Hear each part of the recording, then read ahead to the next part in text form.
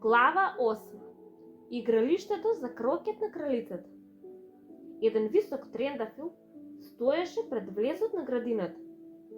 Ружите што растеа на него беа бели, но тројца градинари го беа обколиле и ги боядисуваа ружите во црвена боја. На Алиса ова и се биде многу чудно, па посака да ги погледа. Штом им се приближи, го слушна едниот како вели: "Пази, Петко, престани да ме шлакаш со боја." "Не е до мене," рече Петката жалозно. Седумката ме потчукна по лакотот. Седумката ја крена главата и рече: "Така е, Петко, секогаш некој друг ти е крив." "Ти да ќутиш," рече Петката. "Вчера ја слушнав кралицата како вели дека треба да ти ја одсечат главата." "Зошто?" рече тој што беше проговорил прв. "Тоа не е твоја работа, девојко," рече Седумката. "И те како е," рече Петката. "И ќе му кажам, затоа што наготвачот му донел луковици од лалиње наместо лук." Седумката ја фрли на земја четката за боење и само што беше почнал да зборува: "Епа сите неправди на светот," кога ја догледа Алиса како стои и ги наблюдува, па се сепна. Другите погледаа околу себе и главок се поклонија. "Можете ли да ми кажете," малку срамежливо рече Алиса, "зошто ги боядисувате овие ружи?" Петката и Седумката молчејќи ја погледнаа девојката. Двојката прозбори со тивок глас: "Знаете, господици, овде требаше да стои црвена ружа, ама по грешка засадивме бела. Доколку дознае кралицата, знаете, на сите ќе не ги одсечат главите. Затоа, господице, еве се обидуваме пред таа да дојде да..." Во овој миг Петката, која нервозно циркаше наоколу во градината, извика: "Кралицата, кралицата!" Пошто тројцата градинари се фрлија на земја со лицето надолу. Се слушна тропот на мноштвото чекори, пошто Алиса се заврте околу себе, желна да ја види кралицата. Прво се појавија 10 војници, трефови. Сите имаа облик како тројцата градинари, правоаголни и сплескани, со раци и нозе на ќошињата. Следуваат 10 војрани кои чекореа во парови како војници, цели накитени со дијаманти. Потоа се појавија кралски дечиња кои ги имаше 10 на број, весело подскокнувајќи во парови, држејќи се за рачињата, сети накитени со срциња. По нив излегоа гостите, главно кралеви и кралици, иако меѓу нив Алиса го препозна и белиот зајак. Зборуваше забрзано и нервозно, се смееше на се што ќе му се кажеше и помина покрај неа без воопшто да ја забележи. Следен чекореше джандарот срце, носејќи ја кралската круна врстена од црвеното кадифено перниче, и на крајот од сета оваа величествена поворка излегоа кралот и кралицата срце. Алиса се колебаше дали да легне на земја како тројцата градинари, но не можеше да се присети дека постои такво правило кај поворките. "А чуму служи поворката?" си помисли таа. "Ако сите мораат да легнат на лице и не можат да ја проследат." Па така, чекајќи, застана мирно в место. Штом поворката мина спроти Алиса, сите застанаа и ја погледнаа, пошто кралицата строго праша: "Кој е ова?" Му се обрати на джандарот срце, кој само се поклони и се насмевна наместо да одговори. "Будала," рече кралицата, нестрпливо зафрлајќи ја главата. Се заврти кон Алиса и ја праша: "Како се викаш, дете?" "Се викам Алиса, ваше височество," рече Алиса со голема учтивост, но во себе си додаде: "Тие се сепак само шпил карти, не треба да им се плашат." "А овие кои се?" рече кралицата, покажувајќи кон тројцата градинари кои лежеа околу трендафилот, бидејќи беа спрострени налице, а шарата на грбот им беше иста како и на другите во шпилот. Не знаеше дали се работи за градинари, војници, дворјани или за незините деца. Од каде да знам, рече Алиса, изненадена од сопствената храброст. Тоа не е моја работа. Кралицата порумена од бес и откако ја погледна гневно како диво животно, спришта. Отсечете ја главата, отсечете!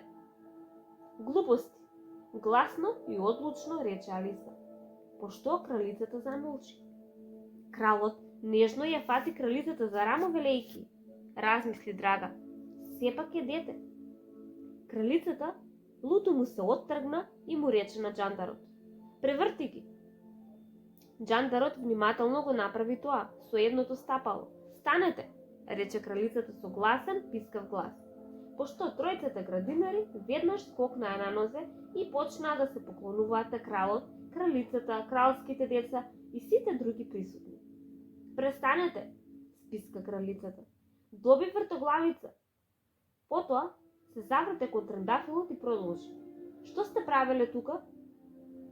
Ако дозволи вашето височество, рече двојката понизно, спуштајќи се на едно колено додека говореше, се обидуваме. Јасно ми е, рече кралицата, која во меѓувреме ги разгледа ружите. Отсечете им ги главите, рече, пошто поворката продолжи. Тројцата војници останаа за да ги погубат. Кутрите градинари, кои потрчаа кон Алиса, барајќи помош.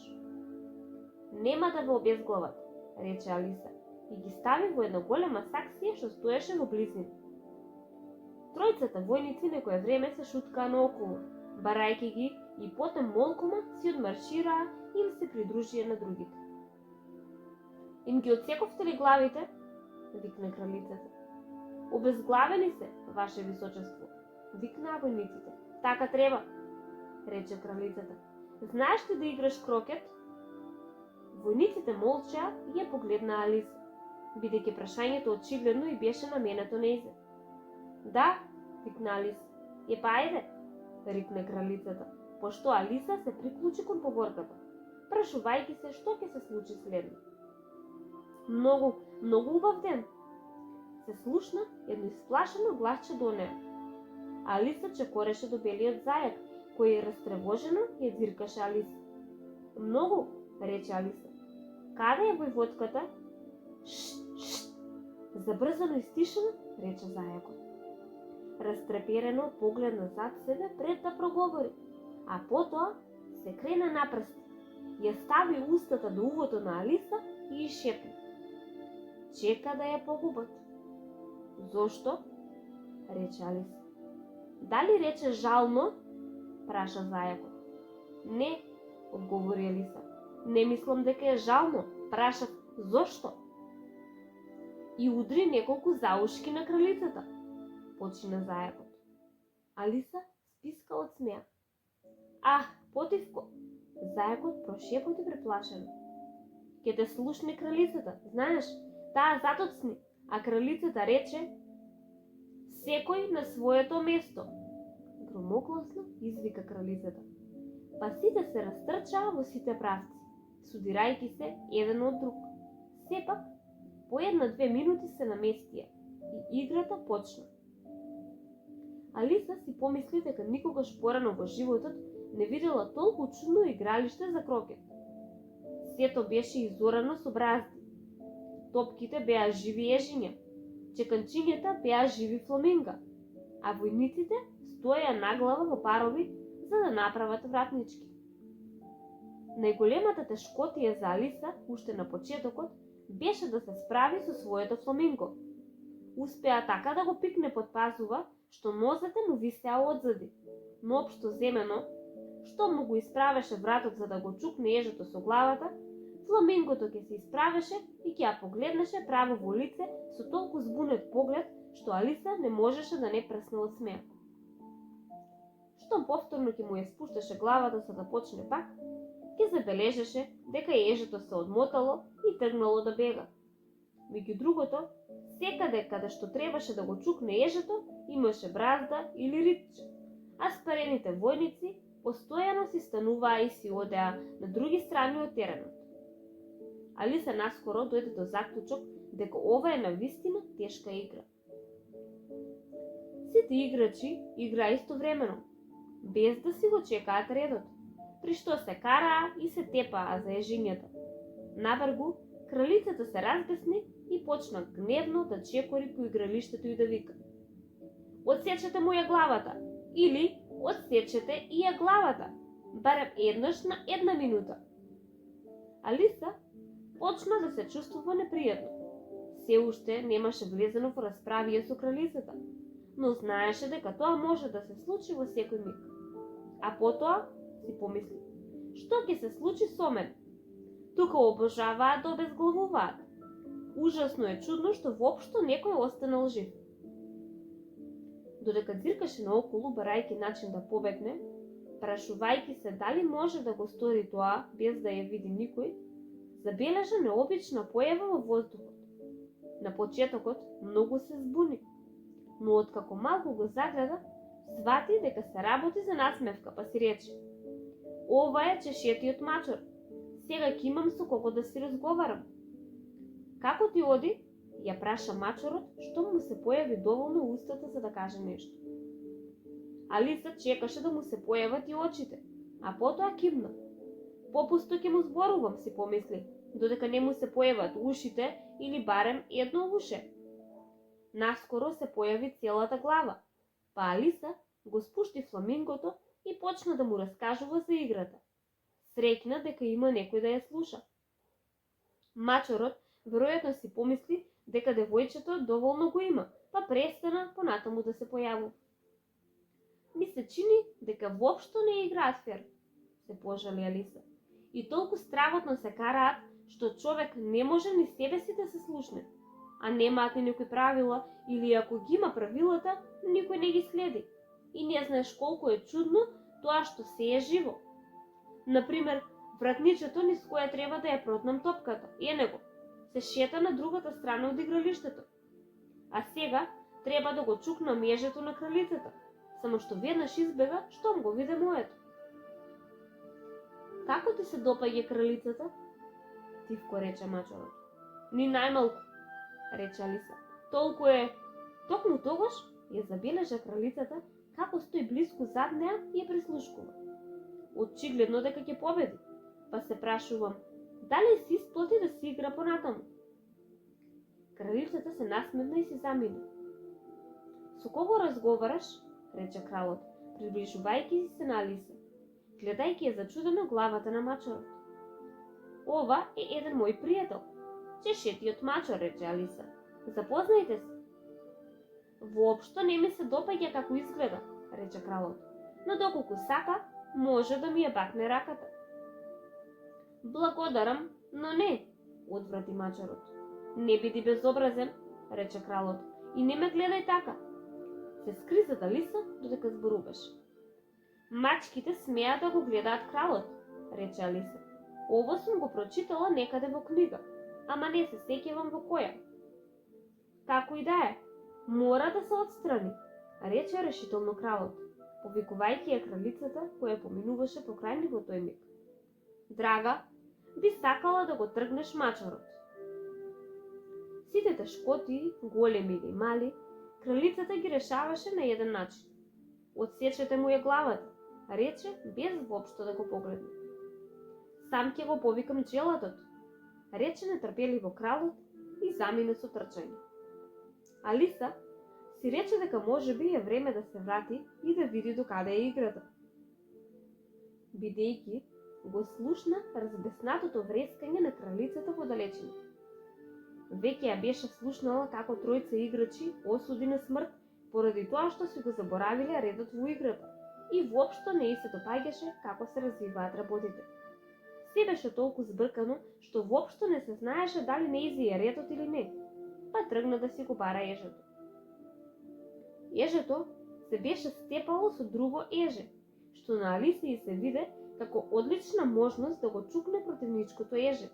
Единствениот проблем беше во тоа што нејзиното фламинго си беше отишло на другата страна од градината, каде што безнадежно се обидуваше да се одблета во крошната на едно дрво. Додека го фати и го донесе фламингото, тепачката беше завршила и двете ежиња никаде ги немаше. Но тоа и не е многу битно, си помисли Алиса, бидејќи вратничките и онака ги нема на оваа страна од игралиштето. Па пак го пикна Фламинкото под пазува и за да не излезе и да не избега, отиде да си го доврши разговорот со пријателот.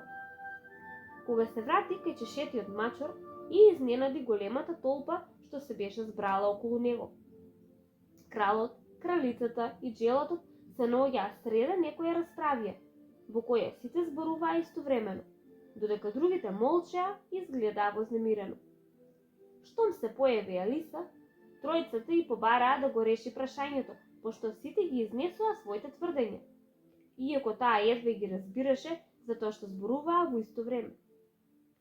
Джелатот тврдеше дека не може да отсече глава доколку нема тело од кое може таа да се отсече, дека такво нешто никогаш немало и дотогаш не сторил такво нешто во животот и секако немал намера да почнува сега.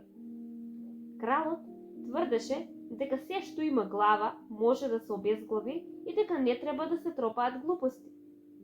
Кралицата тврдеше дека ако прашањето на сите не се реши во тој миг, ќе наредела на сите да им се отсечат главите. Токму поради оваа забелешка, преостанатите изгледаа загрижено и растроено. На Алиса не и текнуваше што да каже, освен мачорот е на војводката, не ја прашајте ја. Во затворе, му рече кралицата на джелатот, донеси ја, и джелатот истрча брзо како стрела. Главата на мачорот почна да ја снемува во истиот миг кога джелатот замина, а кога се врати со војводката, сосема беше исчезнала, поради што кралот и джелатот разулавено трчаа лево-десно барајќи ја, а остатокот од друштвото и се врати на играта.